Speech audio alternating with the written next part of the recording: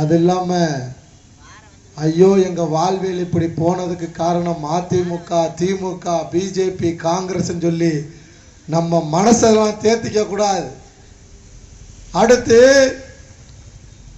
உள்ளாட்சி தேர்தல் வரப்போகுது.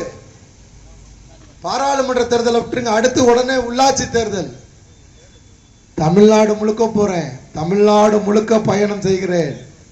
ஒவ்வொரு கிராமத்திலையும் கேட்பேன், எந்த கிராமத்தில் சாப்பிடுகிறோனோ, எந்த கிராமத்தில் டீ குடிக்கிறோனோ அந்த கிராமத்தில் கேட்பேன், இந்த பஞ்சாயத்தில் பெரும்பான்மை யாரு தலைவரை? மொத்தம் 6 கிராமம், 6 கிராமத்தில் 4 கிராமம் நம்ம தான் பெரும்பான்மைன்னு சொல்றாங்க. ஓட்டு எவ்வளோ? மொத்தம் இந்த பஞ்சாயத்தில் 6000 ஓட்டு, அதுல 4500 ஓட்டு முத்திரையர் ஓட்டு. பஞ்சாயத்து தலைவர் யார் யான்னு அடுத்த கேள்வி கேட்டோம்னா கொஞ்சம் நம்மால் சொணக்கமா நிற்பான். யார் பஞ்சாயத்து தலைவர்? அவர் ஒரு நாடாருங்க, அவர் வெள்ளாளருங்க. அவங்க குடும்பம் எவ்வளவு இருக்கு? 10 குடும்பம் இருக்குங்க, 5 குடும்பம் இருக்குங்க. ஆனா அவர்கள் தான் பஞ்சாயத்து தலைவராக இருக்கிறார்கள். எவ்வளவு ஒரு கேவலமான நிலைமை!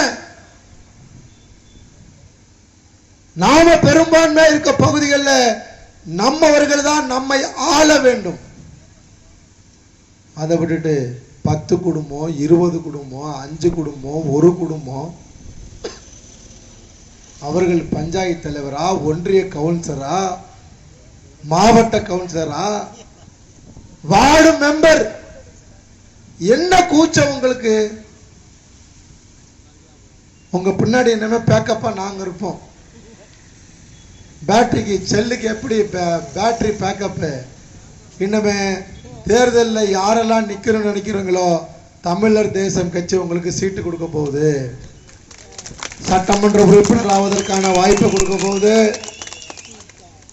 ஒன்றிய கவுன்சிலர் ஆவதற்கான வாய்ப்பை கொடுக்க போகுது, வார்டு மெம்பர் ஆவதற்கான வாய்ப்பு கொடுக்க போகுது, நகராட்சி உறுப்பினர் ஆவதற்கான வாய்ப்பை கொடுக்க போகுது, நகராட்சியினுடைய சேர்மன் ஆவதற்கான வாய்ப்பை கொடுக்க போகுது. தம்பி சொன்னால செல்வகுமார், நாங்க தாண்டாங்க வரப்போறோம்.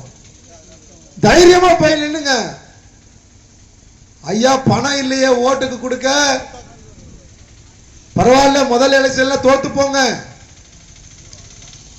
எடுத்தோன்னு நாங்க வெற்றி பெறணும்னு தயவு செஞ்சு களத்துக்கு போகாதீங்க. அதிமுகவிலையும் திமுகவிலையும் சீட்டு கொடுக்கல, நான் களத்தில் இறங்கினேன்.